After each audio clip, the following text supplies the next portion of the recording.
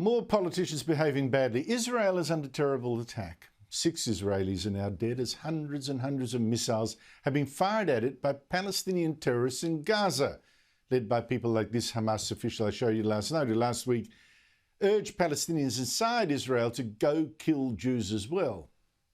وبدنا اياكم يا اهل القدس بالسكاكين امعطوا رقاب اليهود كلها هي تقف على العرق من هان 5 شيكل تشتري لك سكينه واضيه مضيها وهانا على طول حزه. The supreme leader of Iran, which has sent $40 million a month to Hamas, is also telling Palestinians to rise up and attack the Jews. He tweeted that the Quran calls Palestine the Holy Land, but for years it's been occupied by the evilest people, he means Jews, racists who for more than 70 years have allegedly been harassing the land's owners by slaying, looting, torturing. He says Israel isn't a country, it's a terrorist camp against Palestinians and other Muslim nations, and fighting it is fighting against oppression and terrorism, and this is everyone's responsibility. That is what's really happening, a war to exterminate Jews and destroy Israel, and it's a war led and financed by anti-Semites. But here in our Australian Parliament, while hundreds of rockets hit Israel, this mayhem seems to be cheered on by Green Senator Mehreen Faruqi, who tweeted she was proud to be wearing a keffiyeh in Parliament today, in solidarity with Palestinians. Free Palestine. Joining me for Straight Talk is Mark Latham, former federal Labor leader, now One Nation leader in the New South Wales Parliament. What is going on here, Mark? Well, Andrew, it's the double standard, isn't it? That Donald Trump, a friend and supporter of Israel, is banned on social media, but if you want to get on there and incite hatred of Israel and urge, as Khamenei did, that launched the rockets and fire and kill Israelis, apparently that's legitimate use, weaponising the Twitter platform. So it's a shocking double standard.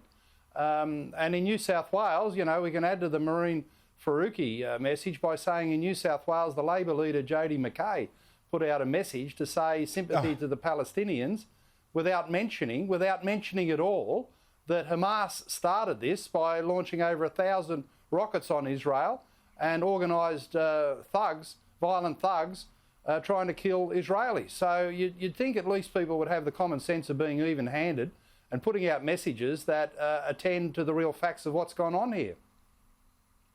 Oh, look, Jody McKay, what she did yesterday I thought was disgraceful. I thought Labor should have learned from Labor in Britain about the dangers of seeming to give cover to anti-Semites. That was the most disgusting, one-sided tweet I've seen from Labor on matters Israel for a long time. That she should apologise for that. Mark, we've got yet another politician behaving badly. It's the theme tonight.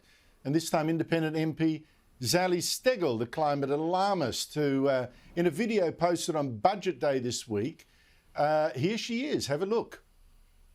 But now what I have to reveal is this is actually the real budget tree, and it's looking a little bit sad. It's losing its leaves early, which I would argue is probably because we've got changing environment and temperatures due to climate change. So clearly, even here in the heart of Parliament, the budget tree is sending a message to the coalition government. Mark, you just got to wonder what grip on reality she has. One tree drops its leaves in Parliament House. She claims it's earlier than normal. I've seen Canberra Times report it was beautiful, this particular tree. And this is proof of global warming, Mark.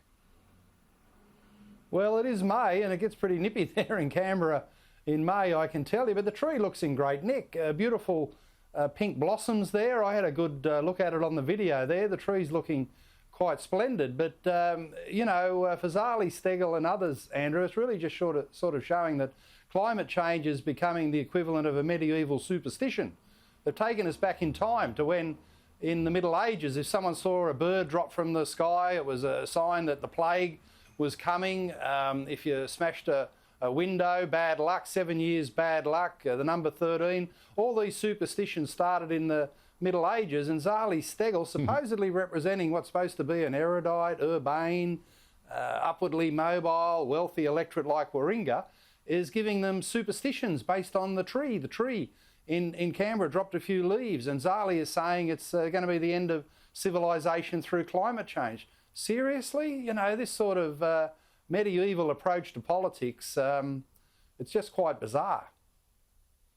Yeah, and in fact, I should point out that it rather than be a sign of global warming if the leaves are dropping early, it's probably in fact a sign of Canberra cooling. From The Guardian just last Monday, the day before Budget Day in Canberra, I read that winter arrived in fact 2 weeks earlier than usual, with temperatures plunging below zero to a frosty minus 2.3 degrees on Tuesday, Budget Day, only slightly milder than the low of 2.8 degrees recorded on Monday. Canberra cooling, not global warming, Zali Steggall seems to explain the leaf drop, if this really is early. By the way, Mark, can I just ask a question without notice? Anthony Albanese about to give his budget and reply speech. What do you think he needs to do as a former Labor leader yourself? Well, he needs to defend jobs. He needs to forget about climate change targets and wiping out the coal industry, getting rid of fossil fuels. He needs to say, as a Labor Party, they defend the rights of Labor to have a good paying, secure job.